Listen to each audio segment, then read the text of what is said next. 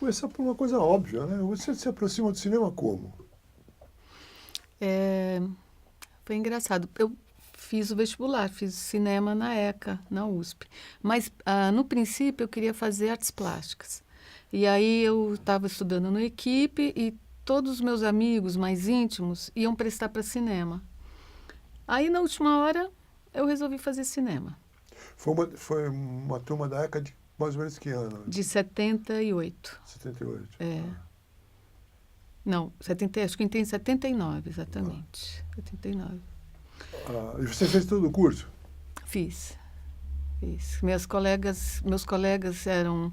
Quem estudava comigo no colegial, que foi uma pessoa que estava muito querendo fazer cinema, eu acabei indo junto, ela falava assim: você não pode mudar. Como assim? Aí eu falei: sei lá, eu quero. Era a Rita Buzar. Ah, Ela era minha colega do colegial e a gente era muito amiga. Aí eu falei: eu vou fazer também. E aí, outras pessoas que estavam super estudando, querendo fazer, não passaram. E eu passei. E aí eu acabei que eu fiz, e quem estudou comigo na mesma classe foi a Maria Ionesco, a Rita Buzar, muitas mulheres. A Mirella Martinelli, montadora. é engraçado, né? Isso. Embora não tenha ordem, a gente vai falando sem ordem. Né? Pô, essa coisa das mulheres, esse movimento de mulheres, eu sempre achei que houve no cinema, né? A presença da mulher sempre foi muito forte, né? Olha, sim, mas em áreas assim, não muito no set de filmagem. Atualmente não. Atualmente nós estamos assim dominando o planeta praticamente, do tanque ao seu de alguma empresa. Mas assim, antigamente as mulheres elas ocupavam, sempre trabalharam no cinema, mas você podia perceber que eram mais assim montadoras, produtoras, podia ser até diretoras, mas funções técnicas no set de filmagem eram mais difícil. Sim, Não era sim, comum. sim. Quando Então, eu comecei, não tinha mulheres. talvez você sente de produção, produtora, né? Sim, Assim, mas uma mas, equipe técnica de é, filmagem não tinha mulheres. não. Não tinha mulheres. Então, mas sim, sempre teve, né? Por exemplo, muitas montadoras. Sempre era um lugar, sei lá, né? É, Na salinha, ali sentadinha. O set de filmagem, ele, para quem, sei lá, vai se casar, vai ter filhos, tal, você tem que viajar o tempo todo, às vezes. tá. A carga horária agora é 12 horas. Quando eu comecei a filmar, eram 18 horas. Às vezes, só terminava quando acabava o plano de filmagem. Então, você ficava ali, filho podia estar chorando, que ficava lá, né? É. Então, então era mais difícil, mas não que não tivesse as mulheres, né? Mas você se aproximou do set, né? Como é que você chegou ao som? Então, eu não cheguei ao som, o som chegou a mim. E eu sou muito, muito grata a isso, porque eu adoro fazer som, acho que som é uma coisa incrível, é um mundo. E assim, eu comecei a fazer lá o curso de cinema, e aí a gente faz todas as funções, né? Quando está no curso, quando está fazendo os filmes de exercício, tal, os nossos curtas, tal. E assim, o que deu mais certo para mim foi fazer som. E quando isso acontece, ninguém quer fazer som, né? Nos cursos. Eu, hoje em dia, sou professora e poucos, hoje até um pouco mais, mas geralmente, imagina, pessoas querem ser ou fotógrafas, ou diretores, ou roteiristas. Ninguém quer fazer som, né? Ser você ali. Mas assim, então quando alguém faz som, você faz todos os filmes da sua turma e mais uns para cima, para baixo. Então, assim, Em compensação, o exercício fica muito, muito grande, né? Você exercita muito mais. muito, muito mais. É muito mais vantajoso para quem acaba escolhendo, porque você não disputa com muita gente e você acaba fazendo quase todos os filmes. E aí isso tudo começou meio que a me encantar também, o mundo do som. Então, por isso que eu digo que não fui eu claro, depois você vai até pensando melhor, assim, sei lá, eu fiz piano 7 anos, eu toquei violoncelo, então talvez tivesse até mas assim, não foi uma coisa que eu entrei para fazer som e era isso que eu sempre quis. Não foi. Foi o som que foi me conquistando e eu E sou você logo apaixonada por vê que ele. daí você estaria no set de filmagem, né? Quer dizer, ao fazer som, você se introduz no set de filmagem. Sim, Aí sim. Aí daí você vai, né? Aí os trabalhos aparecem, você começa... Eu fiz uns trabalhos na Boca no começo. Meu primeiro longa foi um longa chamado SOS Sexy Shop, em 82. Eu ainda estava cursando a faculdade, o professor de som falou, olha, estão precisando de alguém de som lá para fazer. Eu falei, oba, legal. A produção era do Pedro Rovai e a direção era do... aquele diretor que fez A Menina do Lado. Alguém lembra aí? Bom, era um carioca. Sim. E era com a Matilde Mastrange. Linda. E assim, e aí eu fui fazer som. E como é que você chega, esse universo, como é que você chegou lá, uma moça nesse negócio todo, no set, naquele set, na Boca, como é que foi? Não, foi assim, os caras não acreditavam, porque o fotógrafo era o Carlão Reichenbach. Ele nem, não dirigia ainda, ele ainda era fotógrafo. Ah, as pessoas me falam coisa tipo assim, pra quê que para fazer som, fazer cinema, você precisa fazer faculdade? Não precisa fazer faculdade pra fazer isso, vai a gravadora aí, faz, não sei o quê. Aí eu falei, tá, mas eu faço, sei lá. Mas era, e assim, claro, quando você começa num set de filmagens, sei lá, com 20 e poucos anos, num ambiente ou da boca do lixo, ou só masculino, é claro que às vezes as pessoas acham, assim, que tem... E aconteciam, infelizmente, assim, sabe? Que tem o total direito de, tipo assim, pôr a mão na sua cintura, ou, sabe, vem com umas cantadinhas, assim, que aí depois, com o tempo, você vai falando, não é o caso. Eu estou aqui para fazer o som, para trabalhar, só. E você mas fora isso aqui não tem muita importância. Você se deu bem? Você se sentiu à vontade fazendo o som de um longa-metragem? Sim, sim. Sim, me senti, achei... Fui ali, né? Naquela época era som guia para dublagem, Bom. né? Não era som direto. Então, eu gravava os diálogos. E assim, eu sei que antes era muito precário. As pessoas, às vezes, gravavam com fita cassete, de longe. Às vezes, anotavam os diálogos. Então, assim, para a pessoa dublar depois... Por isso que, às vezes, talvez não desse aquele sincronismo perfeito. Primeiro, porque as pessoas não conseguiam ouvir como elas tinham falado, nem exatamente as palavras, né? E, assim, eu acho que eu fui com o equipamento da ECA, inclusive, eu não sei, eu tinha uma facilidade lá, e assim, eu tentava fazer o mais caprichado possível, mesmo que fosse o som guia, tinha que estar, assim, perfeitamente audível, que pudesse ser usado depois para dublagem, né? E daí você continuou na Boca fazendo filmes? Depois eu fiz um outro que foi com o do Cury, eu fiz o Eu, com o Tarcísio Meira. Meira. É outra coisa, né? Não, peraí, foi em... eu acho que eu já tinha... eu já fui com o meu equipamento. Daí, você comprou equipamento daí? comprei, eu e a Lia. Por isso que a gente ficou sócia. A Lia começa a ser sua sócia. Bom, eu preciso explicar que você é um trabalho em dupla, né? Sim. Uma dupla de mulheres, né? No som direto. Exatamente. Porque isso tira vocês de qualquer... Padrão.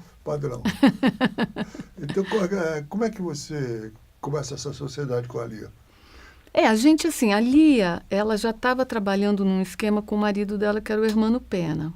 Num esquema que existia muito no documentário, que era fazer uma equipe muito pequena, que era o diretor fotógrafo e a outra pessoa da equipe fazia o som e ajudava na produção. Então, eram equipes bem enxutas de documentário. Então, ela já fazia som, fazia um tempo, e depois o Hermano começou a fazer... ficção, e ela começou a trabalhar com Mário Mazetti, com Walter Rogério, de assistente. E eu estava fazendo meus filmes, meus longas, lá tinha feito um longa do Sérgio Bianchi, som guia também, porque os longas, se você se lembra, naquela época, até quase a década de 90, as câmeras não eram blimpadas. Então, não era possível que o som, não por causa do equipamento de som e nem da qualidade, que as câmeras faziam barulho. Então, aquele som não valia como som direto, né? Então, o que a gente fazia era captar as vozes o mais bem, assim, melhor possível, para que os atores pudessem ouvir o que eles tinham falado e a entonação, um monte de coisas, e a gente gravava os sons ambientes, alguns ruídos, para ajudar depois. Né? Ou você blimpava a câmera, que daí fica um transtorno. Olha, né? o problema é que eles não tinham, às vezes, o blimp das lentes. Né? Então, assim, blimpava, mas não blimpava, aí ficava pesado e ninguém queria. Ninguém queria perder a mobilidade de colocar um blimp, né, que era muito pesado. Tinha. Ruído, né? E às vezes não tinha, porque os caras trocavam a lente, eles não tinham blimp de todas as lentes. Claro. Então, putz, eu punha zoom, vamos pôr zoom agora, não tem mais blimp, porque não tem um blimp da zoom, e aí ficava aquele trambolho. Então, muitas vezes, para ter mobilidade, eles optavam, eles achavam, tinha uma ideia também, que o som direto, ele fazia a filmagem demorar. Sim, sim. Porque é um mito, eu acho, né? Fazer a filmagem demorar, porque tinha que repetir por causa do som. Não, então vamos dublar, deixa para lá esse negócio de som direto. Você fala, bom, tá bom. Aí, assim, lá pela década de... Mas você fez filme com o Bianchi? Fiz Romance, do Bianchi, que era também som guia. Fiz uns documentários com ele também, mas já som direto. Porque quando se usava a câmera 16mm, essas câmeras eram blimpadas. Então, como, por exemplo, sei lá, os filmes da Nouvelle Vague, eles eram feitos com câmeras 16mm, porque eram câmeras blimpadas, então você podia usar o som direto. Claro. Só que lá eles tinham uns laboratórios, a ampliação devia ser muito melhor do que no Brasil. Então, ninguém queria filmar 16 para ampliar 35 no Brasil. Né? Então, era mais difícil. Então, quando se filmava 35, era dublado o filme, geralmente. Até que começaram as BLs em 90, e aí foi tudo... Elas já vieram silenciosas. Certo. Agora, você está falando tudo isso antes da Lia, né? É. Daí você começa com ela. Então, aí a gente... No Curi, vocês já fizeram juntas? Não, no Curi não, mas a gente já fez com equipamento que a gente tinha comprado, mas a gente não estava trabalhando juntas ainda. A gente tinha acabado de comprar o Nagra, que assim, eu comecei a trabalhar muito com isso, ela também, e a gente sentiu necessidade. Só que eu conhecia a Lia de vista, e ela também me conhecia de vista. E eu tentei comprar esse equipamento, que era de um pessoal, eles tinham feito um documentário, acho que sobre como é que chama aquele cara, músico barbudão, assim, muito maluco, o Hermeto Pascoal. No meio de umas cavernas, e o equipamento era de uma equipe estrangeira. Às vezes as pessoas traziam os equipamentos e vendiam aqui, embora, livre, leve e solto. E para eles era bom, e para a gente também, porque era muito difícil importar os equipamentos, né? Então eles estavam com esse equipamento para vender. Aí eu fui pedir para o meu pai, na época... Aí, claro, filha, não sei o quê. Quando a gente foi ver o dólar, acho que era $10.000 na época, não sei quanto que era 80 e alguma coisa, 85 talvez, 86. E aí, na última hora, meu pai falou assim, não tenho dinheiro para comprar. Aí, não sei o que me aconteceu, eu comecei a chorar na frente do meu pai. Ele ficou arrasado e acabou por isso. Aí a Lia, uns dias depois, me ligou e falou, Tid, eu quero comprar esse Nagra, mas eu também não tenho toda a grana. Vamos comprar juntas? Ela que teve essa ideia. Aí eu liguei de novo para o meu pai. Falei, pai, não é mais aquela grana, é metade daquela grana. E eu acho que por eu ter chorado, talvez, ele na hora, ele falou, tá, tudo bem, a gente vai comprar. Então ele me ajudou. E aí a Lia comprou outra metade. Aí, assim, eu comecei a fazer esse filme do Curi, com esse gravador, com esse equipamento. E na metade do filme, o Juarez Dagoberto me chamou para fazer assistência para ele no Jubiabá, do Nelson Pereira. E aí eu cheguei pro Curi e falei, Curi, eu não vou. Era guia também. Era guia. Aí eu falei, Curi, eu não vou ficar aqui fazendo som guia, eu quero ir fazer o som direto com o Juarez Dagoberto. Ainda mais Nelson Pereira, ele deve ter ficado assim... Aí ele, puxa, mas nunca tive tão boa condição de fazer um som guia. Eu lembro que era com Tarcísio Meira. nunca tive tão boa condição que você vai fazer isso comigo, tal. Eu falei, ai, meu, porque lá eu vou aprender muito mais, eu quero, né, evoluir aí, eu não posso, eu arrumo outra pessoa para você, para ficar aqui e tal. Aí eu consegui e fui. Para o Rio. Fui para Bahia, porque esse Jubiabá foi feito na Sim, Bahia. claro, é verdade. Fizemos o filme e tal, não sei o que lá. Aí quando a gente vai, devolvi o equipamento para ali, aí quando a gente voltou, a gente foi fazer... Aí sim a gente foi fazer um longa juntas, som direto. Você aprendeu muito com o Juarez nesse filme? Do Guiabá ou não? Aprendi.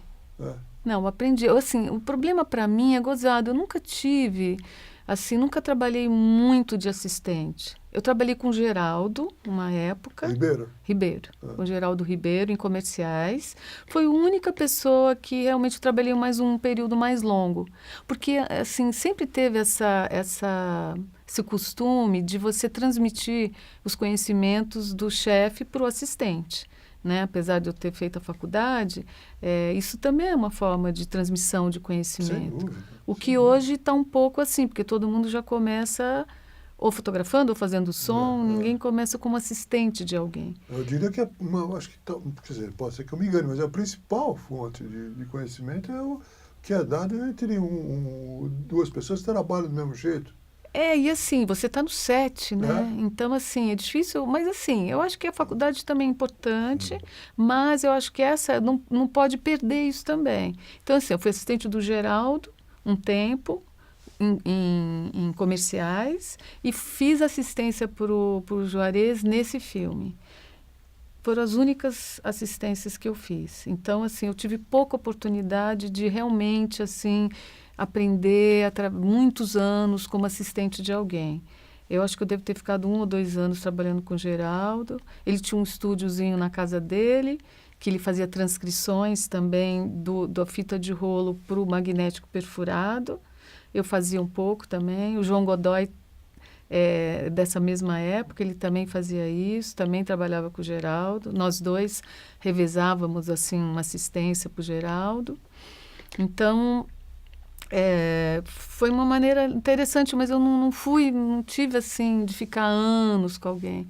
E aí acabou que eu e a Lia fomos fazer um longa de ficção, que foi o... Ah, não, peraí, primeiro... aí eu fiquei grávida, e aí eu acho que estava tipo uns 7 meses, eu acho, já barriguda. Fui fazer um longa do Adriano Stewart, Nossa. chamado Fofão e a Nave Raptada. Eu e a Lia. E aí a gente... Assim, então a gente começou a trabalhar, 2 mulheres, a gente era sócia no equipamento, compramos uns microfones, a gente tinha um equipamento nosso. Então, a princípio, a gente trabalhava em dupla, não tinha uma terceira pessoa no som. Naquela época, não tinha assim também tantos assistentes de câmera, né? Era 1, 2 no máximo. Não tinha tantos assistentes de elétrica ou maquinária. As equipes eram menores, né? Tanto que eles falam, puxa, a equipe cabia numa Kombi. Né? Então, hoje em dia, são várias vans, né? Um para cada departamento, né? Mas, e aí era só eu e ela. Então, ela fazia microfone e eu ficava no Nagra. Sempre foi assim? Ela sempre fez microfone e você no Nagra? Ou vocês... Sempre foi assim, não sei porquê. Ela é uma excelente microfonista. Ela é maravilhosa, assim. E aí, depois, quando a gente começou a fazer outros mais para frente, que a gente conseguia trabalhar com mais uma pessoa, a gente desenvolveu quando também a gente começou a trabalhar com gravadores com mais pistas, porque o Nagra era mono, uma pista só, por isso que a gente era chamado de sound mixer, né? Que a gente tinha que juntar os microfones numa pista só. Então, a mixagem ali já tinha que estar boa, né? Hoje em dia, como a gente tem os gravadores que tem várias pistas, ficou mais complicado de você monitorar todas elas, né? E aí a gente desenvolveu um método nosso, que foi quando a gente foi fazer um filme do Hermano chamado Olho de Boi, que acho que foi em 2000 meu Deus. Bom, Olho de Boi 2000... Como é que é o Dois. método que vocês... Não, o método era assim, a gente divide, a gente colocava uma pessoa para fazer microfone, outra que não era mais a Lia, que no caso foi a filha do Hermano, que é uma excelente também, uma menina alta, assim, uma excelente microfonista, que depois trabalhou com a gente em outros filmes também. E aí a gente começou a dividir a monitoração, porque nós éramos duas técnicas de som. Né? Não é que ela estava de assistente ou eu dela, que dali ela ia ter um voo solo, e não, a gente sempre seguiu juntas. Então, nós somos uma dupla. Então, cada uma monitora um grupo de microfones. Então, uma monitora o grupo dos aéreos e a outra o grupo dos lapelas. Então, com certeza, porque é difícil você monitorar. E aí a gente, em vez de duas, nós somos 4 orelhas, né, checando isso aí. Esse método era completamente desconhecido antes de vocês. Quer dizer, não viu? Tecnicamente, mas fazendo no set, alguém fazia isso? Não. Não, aconteceu, exatamente. Foi engraçado, porque quando chegou a outra pessoa que foi fazer microfone, a gente falou, bom, mas aí a outra vai fazer o quê? Vamos nós duas aqui, vamos dividir. Porque é difícil, quando você, por exemplo, às vezes você tem, assim, sei lá, 6 lapelas, mais 2 booms, você fala, gente, como que você vai ouvir isso tudo e rápido? E não pode, às vezes com o cinema digital, você não tem ensaio. Isso sai, não, se tiver ruim não usa, mas já está valendo. Então, gente, peraí. Né? Então, isso ajuda um pouco, né? Você possibilidade de monitorar mais fácil. E aí a gente percebeu isso e começamos a usar isso e a gente usa isso até hoje. Isso é ótimo. Então, só para voltar atrás, uma pergunta, só curiosidade pessoal, como é que vocês se deram com o Adriano? Ai. Não, foi tranquilo, na verdade, né? Ele não era uma pessoa, assim, muito calminha, né? Não tinha muita paciência, assim, né? Mas eram de crianças o filme, né? Era um monte de crianças, então tinha o Fofão ainda por cima, aquele cara que põe aquelas coisas, assim. Um filme infantil aproveitando um cenário que era do Odorico. Ah, sim, claro. Que era sobre a cometa Halley. Ele aproveitou um cenário futurista para fazer um filme que eles criaram lá o roteiro, que, enfim... Eu estou falando isso porque nessa época eu estava filmando um filme com o Adriano, com o ator, Festa. O Festa, né? Ah, tá. E ele falou, ele queria matar o Odorico, quem convidou ele. Ele estava arrependido já, né? Era complicado, né? Era um monte de criança. Não, e tinha uma serralheria. Tinha uma serralheria do lado. A gente só podia começar a filmar todo dia depois das 5 da tarde. Porque não tinha condição de gravar o som direto. O som direto em São Paulo é um problemaço, né? É uma cidade muito barulhenta. E eu acho que está ficando pior, né? Eu acho incrível como todo lugar que você vai sempre tem uma obra. Eu acho que o paulistano, ele adora, assim, reformar, quebrar, construir, derrubar, construir de novo. É impressionante. Inclusive invisíveis, né? Você não vê, mas está o barulho. Não, é só falar assim, atenção, silêncio, vamos rodar, começa. Aí você vira pro produtor assim, e essa serra? Né, às vezes eles falam, sei lá, né? Eles falam, mas gente, vai lá, corre, vai por ali, vai lá. E o cara corre, anda, desce, às vezes consegue. Já tive produtor perseguindo cachorros pelo bairro, para descobrir de que casa vinha tal cachorro. Às vezes é a própria equipe, sabia? Às vezes a equipe passando na frente do portão de uma casa do lado, o cachorro fica louco. E fica todo mundo... Eu falei, gente, vai lá fora e fala o seguinte. Primeiro, essa mesa de alimentação não pode ficar encostada onde a gente está filmando, porque fica... Depois que montou tudo, aquele monte de gente que montou tudo, que, sei lá, de arte, de luz, vem comer o lanchinho nessa mesinha. E ficam falando. E os motoristas ficam andando ali, ou vão pegar uma coisa no caminhão e passam em frente a um portão que tem um cachorro. E exaspera o cachorro. E os cachorros ficam malucos. Você fala, pô, gente, então, peraí, para não deve ter um cachorro que a gente mesmo está passando na frente.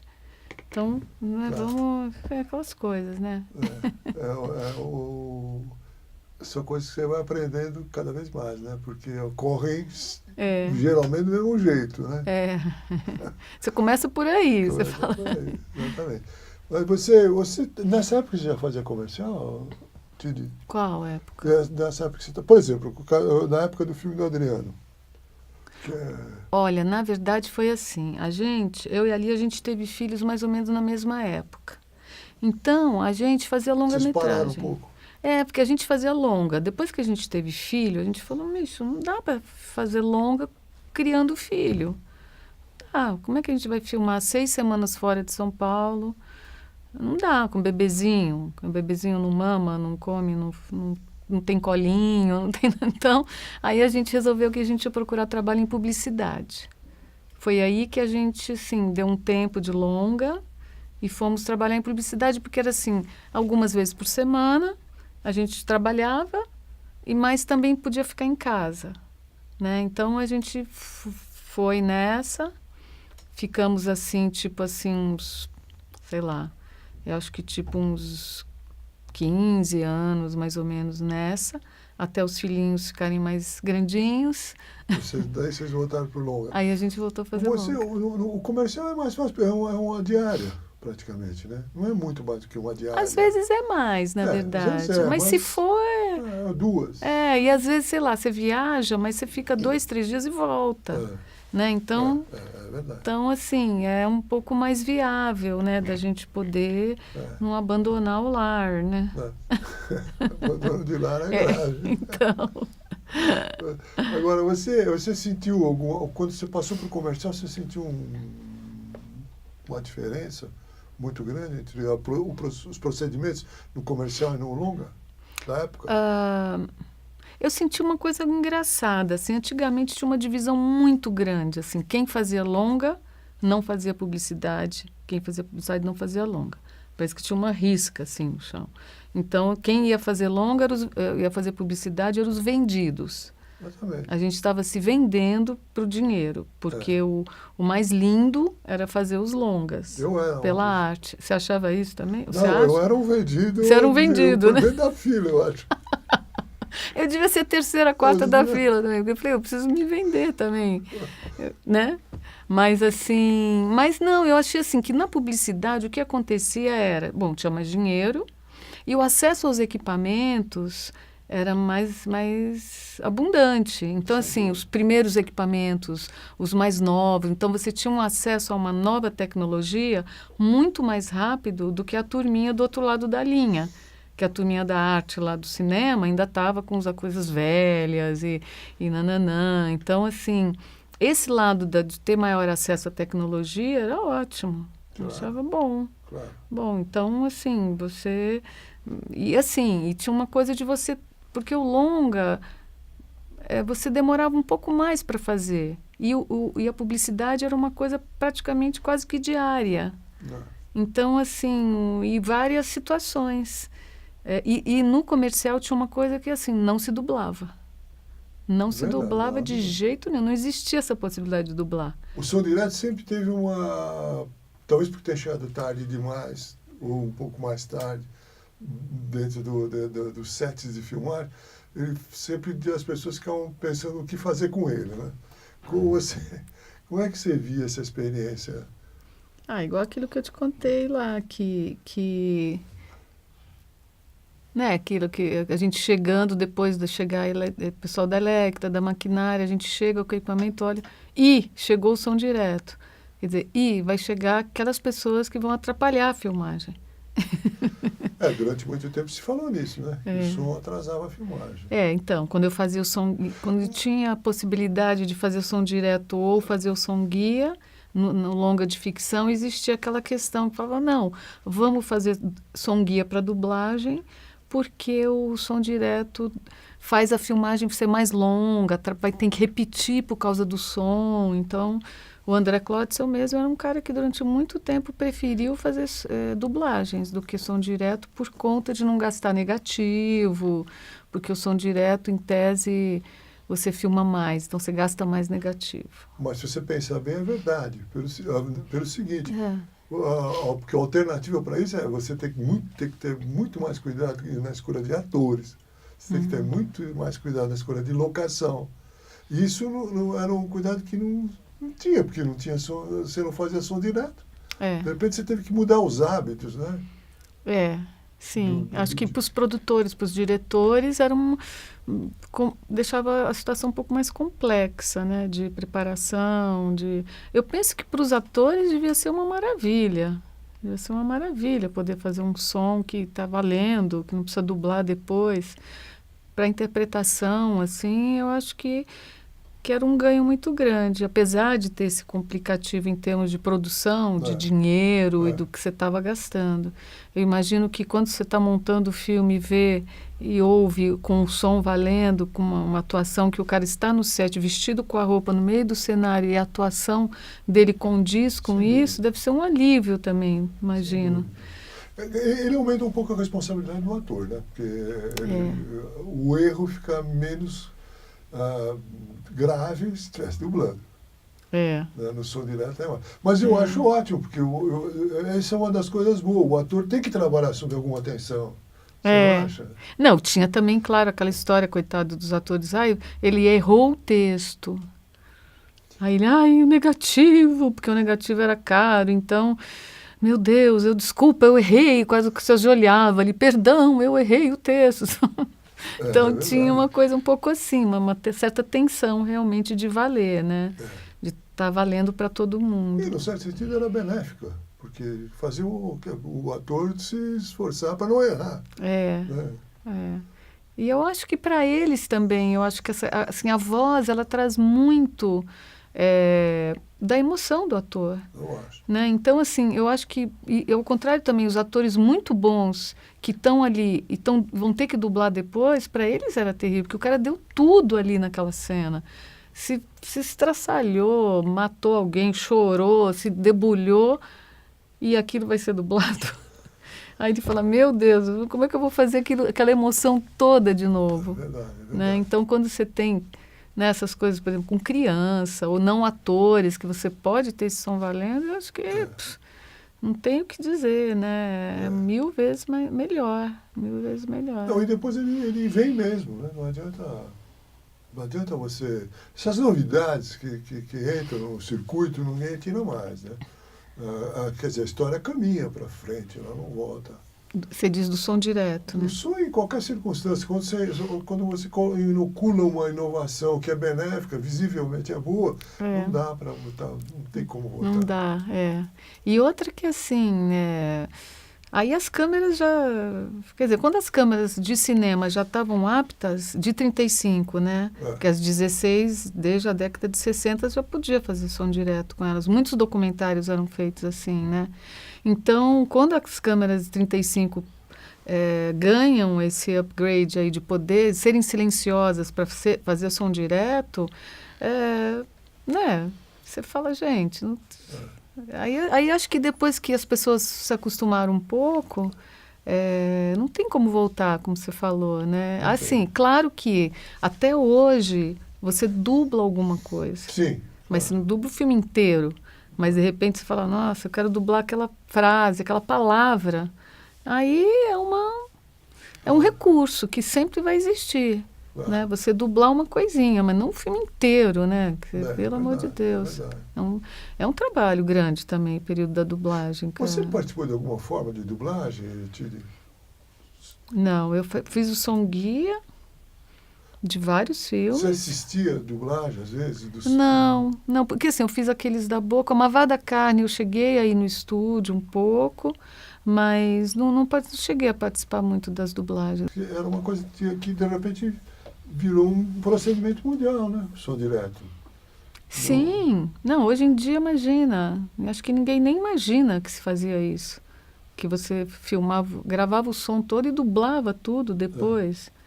Acho que ninguém nem imagina para quê, por quê, câmera, barulho. Hoje imagina, né? É uma coisa assim...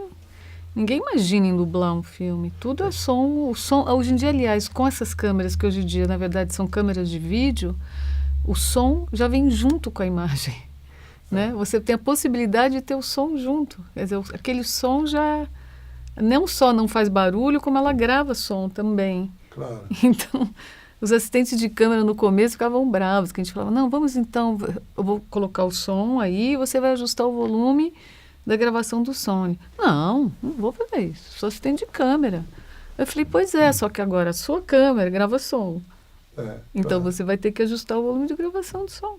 Tem como não fazer isso. Vai foco, arquivo, menu e o som também. Ah, que merda. Eu falei, isso o quê? Tá. Não adianta, a gente trabalha com técnica, né? Essa técnica, por exemplo, essa hora deve estar um velhinho de jaleco branco com as lentes desse tamanho, na reflex, mudando a minha vida inteira. Daqui a 3 meses ele vem com uma coisa... A gente não tem nenhum controle sobre o instrumento, né? Eu acho que é gozado, né? Porque assim, a gente não escolheu tanto. Eu acho que tem uma questão de mercado também. Muitas coisas são impostas, na verdade.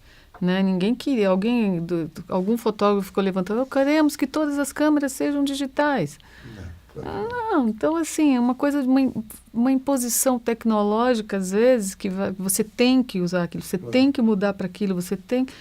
Aí, sei lá, você muda e você vai tirando vantagens daquela nova tecnologia, né? Claro. Mas Não tem outro jeito. não Você tem, se adaptar. pra gente não tem outro jeito. Você trabalhou muito com publicidade? Trabalhei. E trabalho, às vezes, ainda com publicidade. E houve uma... Você sentiu uma diferença, eu acho que evidentemente, entre uma coisa e outra, entre o logo, por exemplo, da Boca e a publicidade, né? Sim, com certeza. Na publicidade era aquilo que... Os equipamentos, você tinha um acesso grande a uns equipamentos mais novos, mais modernos, a tecnologia, os avanços tecnológicos chegavam primeiro na publicidade, que tinha mais dinheiro para... E acho que os anunciantes, as agências, todo mundo queria uma novidade, e a publicidade tinha total acesso a isso. Então, isso é interessante. E a publicidade nunca... quer dizer, sempre que quando eu comecei a trabalhar com publicidade, não existia a opção de dublagem. Tudo tinha que valer como som direto. E isso é interessante para a gente, né? Mas as equipes já estavam adestradas para isso também, né? Mais ou menos. Mais ou menos. Eu acho que é isso. Às vezes as pessoas elas não entendem muito o processo todo do som. Então, por isso que às vezes tem uma certa resistência, assim, às vezes, né? Ah, pá, por que você quer silêncio em tudo? O seu ônibus, a vida, eu passo o ônibus, passo o avião, passo o cachorro late. Por que no filme não pode ser igual, né? Claro. Então, é uma questão de entender o processo, né? Por isso que acho que um produtor, um assistente de direção, todo mundo tem que entender qual é o processo técnico, né? De cada área.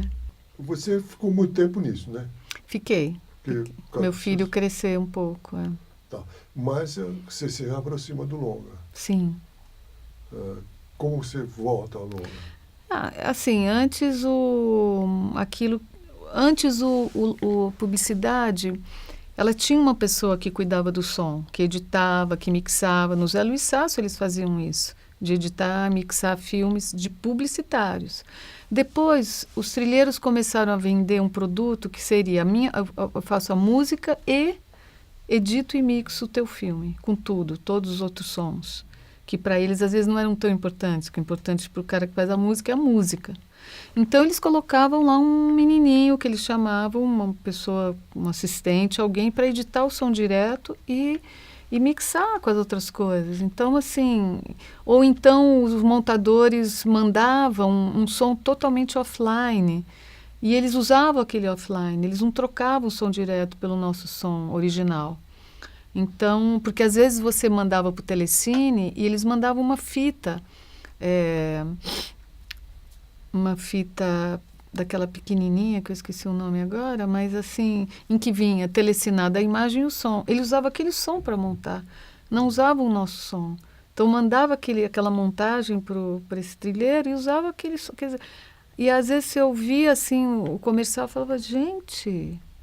E aí, não, esse som direto ficou uma porcaria, sabe assim? Você fala, poxa vida.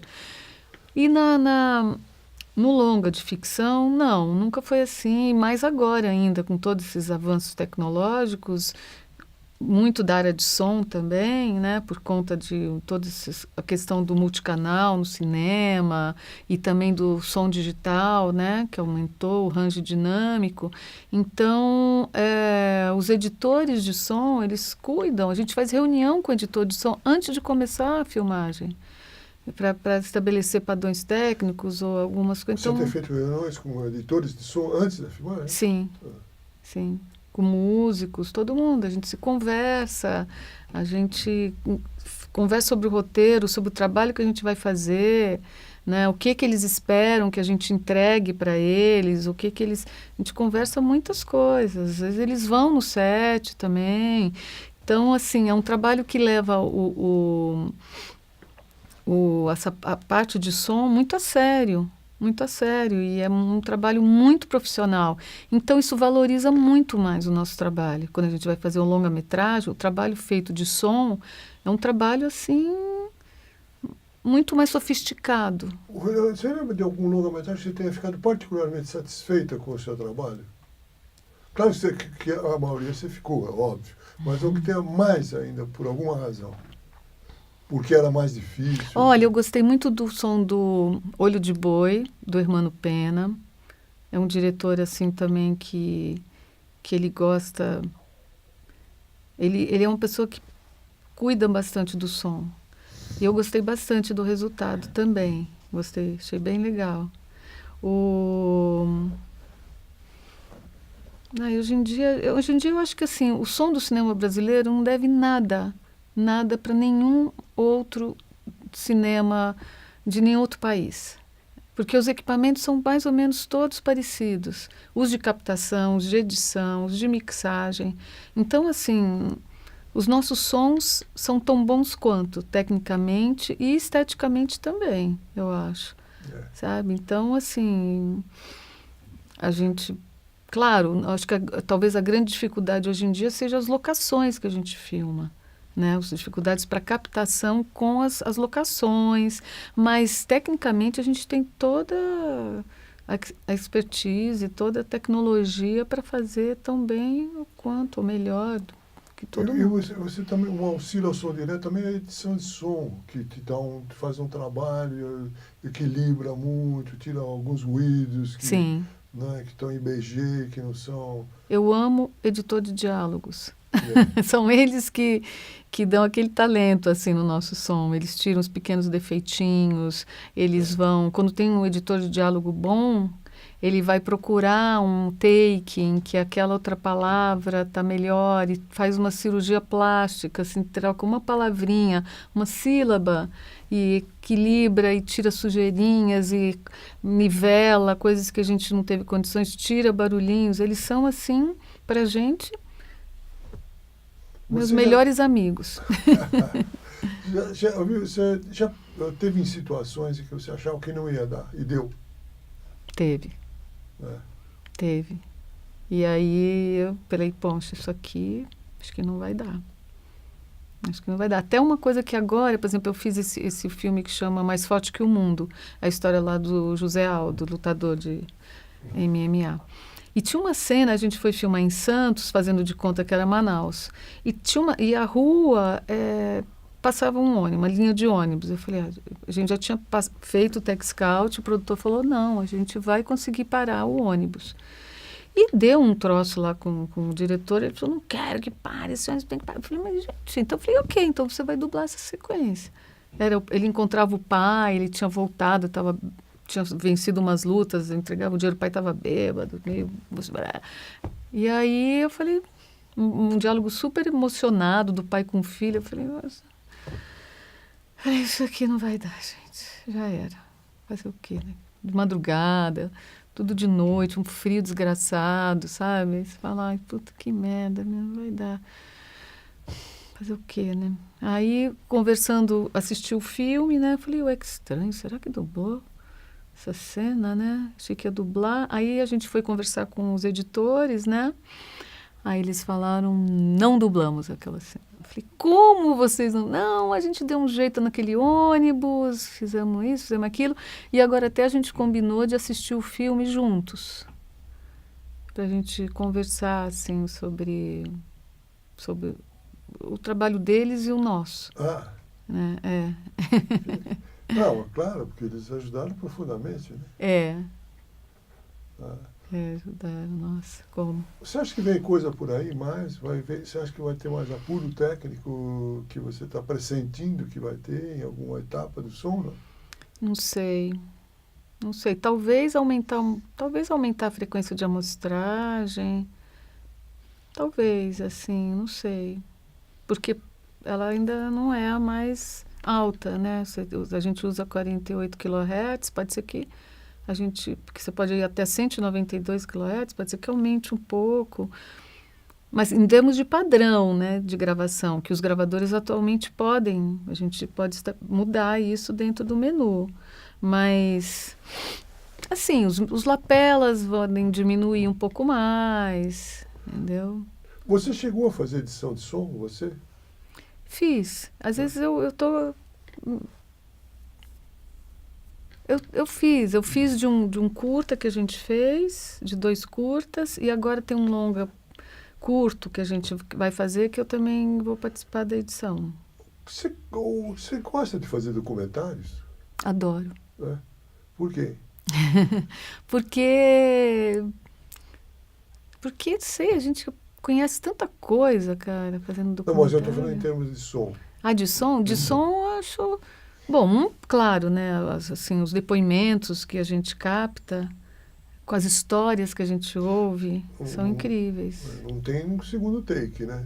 Não tem. A não ser hoje. Eu não sei o quê? Hoje. Não, mas não tem, não tem. Acho incrível, assim, as histórias que a gente ouve, as pessoas que a gente conhece com as suas histórias, através do que elas contam, né, do que a gente grava, e os lugares mesmo, os sons que a gente capta em alguns lugares. Mas em termos técnicos não é a mesma coisa para você do que fazer uma ficção. De equipamento, assim? Equipamento, enfim, até a geografia do negócio. Não, é praticamente a mesma coisa. Praticamente a mesma coisa. Às vezes até a gente faz visitas a locações para documentários, às vezes também. Sim. Para saber mais ou menos o lugar que a gente vai filmar, já fizemos também. E o curta você faz também? Faço. Porque... Faço curta, eu gosto de curta também. Você mantém aquele espírito aventuresco do seu início, né? Provavelmente, né? E vão fazer e tal. Ah, sim. Quando você gosta do projeto, né? Sim, Espero. sim. Eu acho que eu não deixo de fazer. Quer dizer, se eu posso, eu não deixo de fazer algum trabalho porque não tem dinheiro, por exemplo. Se eu posso, assim, se eu falo, não, tudo bem, eu estou livre, não vai me atrapalhar, ou eu não vou deixar de fazer um trabalho que eu vou ganhar dinheiro, porque também eu tenho que pagar minhas contas, eu vou lá e eu faço. E você, trabalhando com esses jovens, suponho que faz os curta-metragem, geralmente é o pessoal mais jovem, isso te estimula ou não? É mais estimulante fazer coisa? Tem algum vigor maior nessa molecada? Da faculdade, você diz? Em geral, que faz curta em geral. Tem assim, na verdade, eles são inexperientes, né? Então, assim, tem ideias boas, sim. Mas, assim, às vezes você sente, assim... Por exemplo, se eu vou trabalhar numa equipe em que só tem um monte de jovens que estão começando, é o primeiro, o segundo curta, e eu e a Lia, por exemplo, que já estamos mais de 50 anos, temos quase 40 anos de cinema.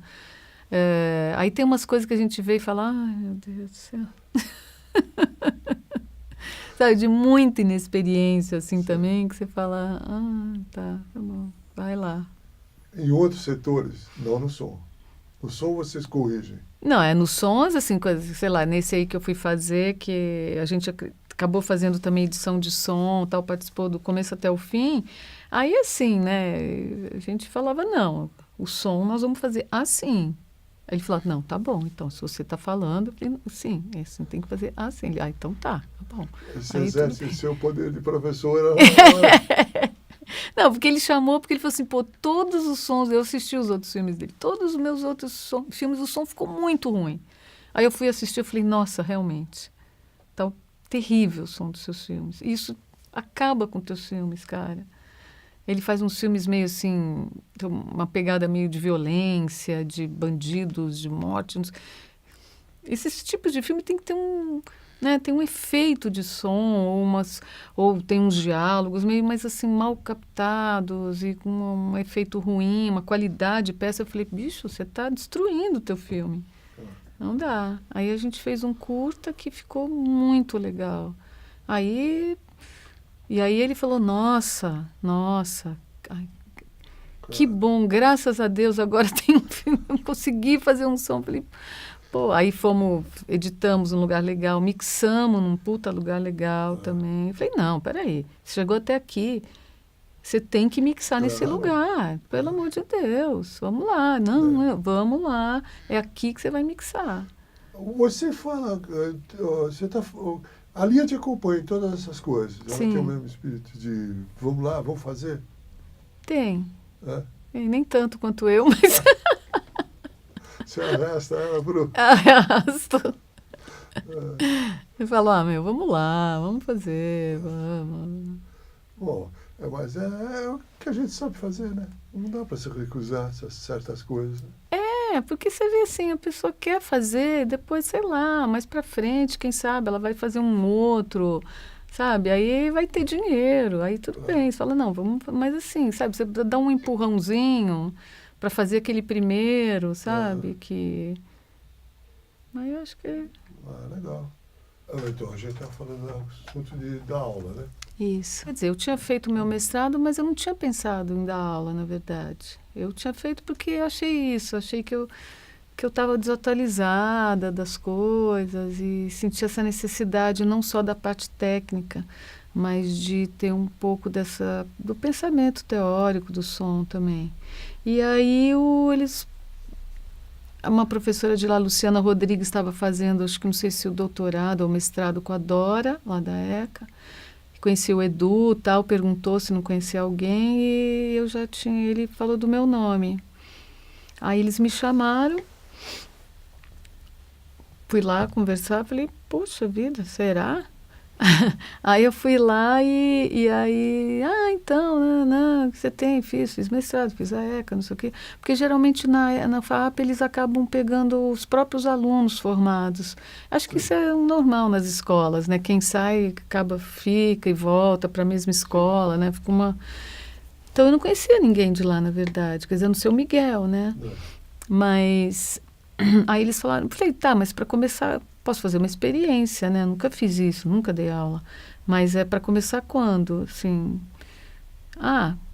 semana que vem. A aula, na verdade, começou essa semana, a gente está sem professor. Eu já tinha saído? Já tinha saído. Eu falei, gente, mas não sei nem o que eu vou falar para essas pessoas. Eu não sei, nunca dei aula. E aí eu experimentei, eu falei, achei gostoso, é legal dar aula. E você coloca alguma prática nisso? Sim. Sim. Porque eu acho assim, é diferente do curso da ECA, porque lá na FAAP a minha disciplina é um semestre, em 4 anos. E na ECA são 4 semestres. Nossa. Então, assim, na verdade eu tenho 15 aulas. A primeira aula de som que eles têm é no 2º ano, no 4º semestre. Era no 6º semestre, os alunos falando, gente, nós já estamos fazendo filme faz tempo, não temos aula de som, como que é isso, né? Então, desceram na grade, eu fui para o 4º semestre e assim, uma coisa que eu achei interessante é que quando você dá aula, você meio que organiza o seu conhecimento prático, tudo, para você poder passar. Isso é interessante. E eu misturo um pouco, assim, da aula. Claro, eu tenho que ensinar eles a captar o som, fazer o som direto. Então, tem os equipamentos, eu dou as aulas práticas, mas eu também falo sobre percepção sonora, sobre o que é o, né, o som para os filmes, Sim. converso sobre os projetos deles. Né? E já existe hoje uma bibliografia sobre o som? Sim. Né? Sobre som direto, você diz? Ou sobre som em geral?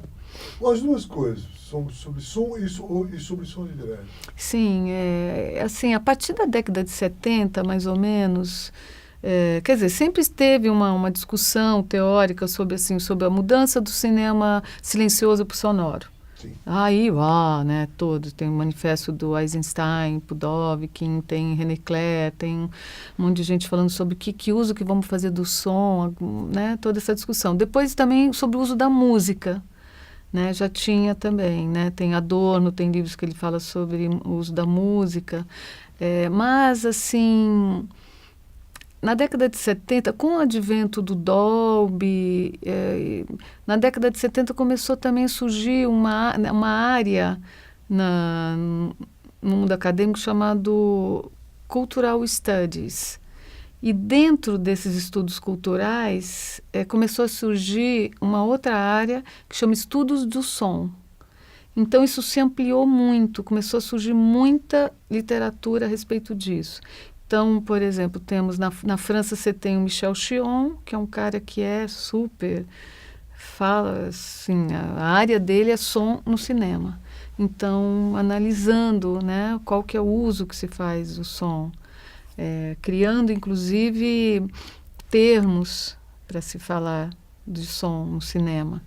E aí isso só vem aumentando. Então, hoje em dia, na pós-graduação, nessa área de som, na ECA, por exemplo, tem muita gente fazendo.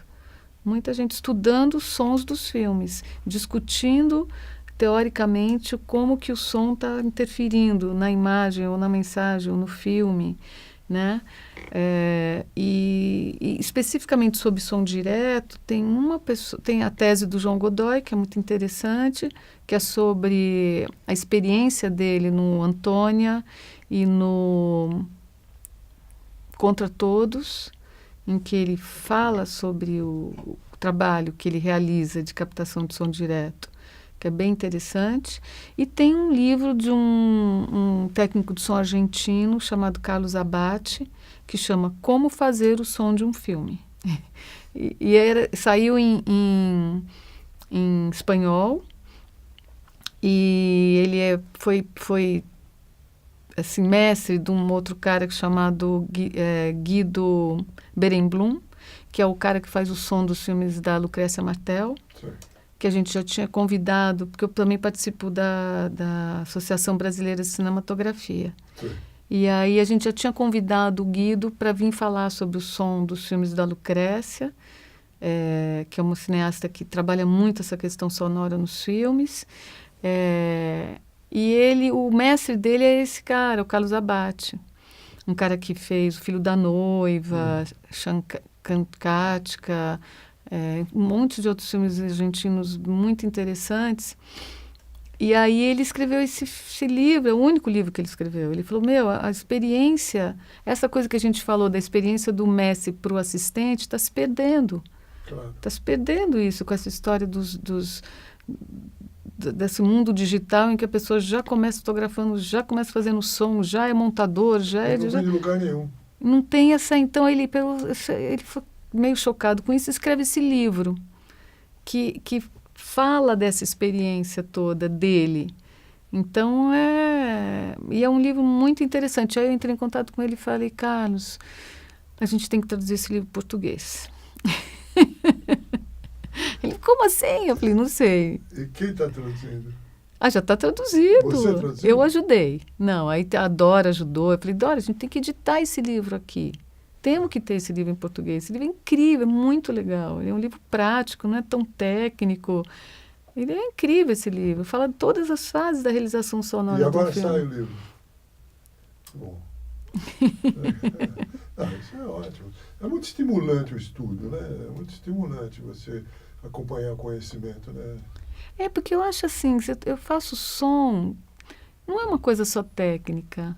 né? Eu acho que quando você lê o roteiro, conversa com o diretor, aquele diretor já tem uma característica, sei lá, dos filmes dele que desenvolve.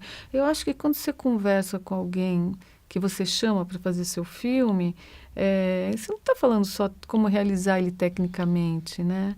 Então, eu acho que quando você estuda também um pouco mais essas questões, eu acho que abre um pouco, assim, o seu horizonte Claro, nesse sem aspecto, né? Eu sem acho que dúvida. me interessa. Você já trabalhou fora Do Brasil? Não. Nunca. Mas algum contato internacional? Você teve, quer dizer, você se aproximou da maneira de fazer som, por exemplo, dos Estados Unidos ou algo assim? Olha, teve uma época que acho que, não sei se foi o Geraldo que trouxe aquele técnico americano, super bam, Chris Newman. Talvez o Geraldo tenha falado, até ele trouxe. Não, não falou. Não, ele fez o filme do Babenco, Brincando nos Campos do Senhor, né, que era uma produção americana. E aí ele veio e fez uma reunião na casa do Geraldo. O Geraldo chamou todo mundo que ele conhecia de som, falou, vamos conversar, trocar uma figurinha, né, com o Chris Newman. E aí você vai, assim, conversar com o cara, ele fala desse filme, Brincando nos Campos do Senhor, e fala também do Silêncio dos Inocentes, uns filmes que você fala, pô, o cara ganhou o Oscar, né? E os caras devem soltar o tapete vermelho quando os caras entram no set, né? E ele começou a contar como ele fazia, as condições, tudo. Eu falei, meu Deus, é igual. Oscar não adianta nada. É a mesma coisa, né? E aí você conversa com os argentinos, a mesma coisa. Tudo bem que a gente tem uma cinematografia meio parecida. Aí tem um técnico português, Vasco Pimentel, que a gente também entra em contato e tal, que também você olha e fala, gente, é igual, não tem diferença, eu acho. Tem diferença do modo de fazer, sabe? Você está fascinada por esse lado didático, esse lado acadêmico, de professora? Você acha que você vai continuar por aí? Eu gosto. Eu acho legal esse contato também com os mais jovens, assim. Eu acho que a gente, sei lá, a gente aprende ensinando. Tem gente interessada em som entre os seus alunos? Tem. E sempre tem um ou outro, assim, não é uma multidão. Sempre eles vão querer fazer fotografia, direção, roteiro, mas aí tem um ou outro. Antigamente eu ficava tentando, assim, cantá-los, né? Tipo assim, tocar uma flautinha, tururu, som é muito legal.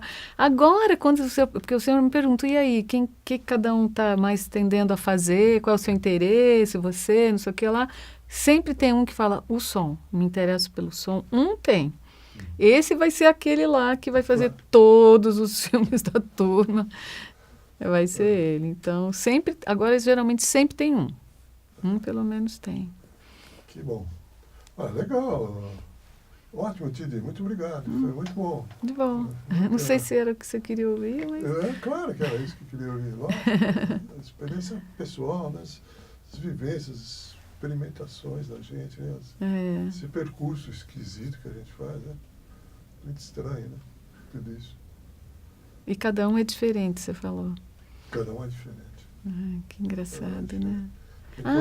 Não, a gente tem atualmente tem um desses meninos que estão fazendo pós nessa área de estudos do som, eles criaram 2, um mais na área de cinema e o outro uma menina, todos jovens, uma menina que está especializando em restauração de som. Estava estudando Vitafone, o som no Vitafone. Umas jovenzinhas de 20 e poucos anos. Nossa. Uma coisa linda. E aí eles juntaram e fizeram uma coisa chamada Associação dos Profissionais de Som do Cinema Brasileiro. Todo ano a gente faz um encontro.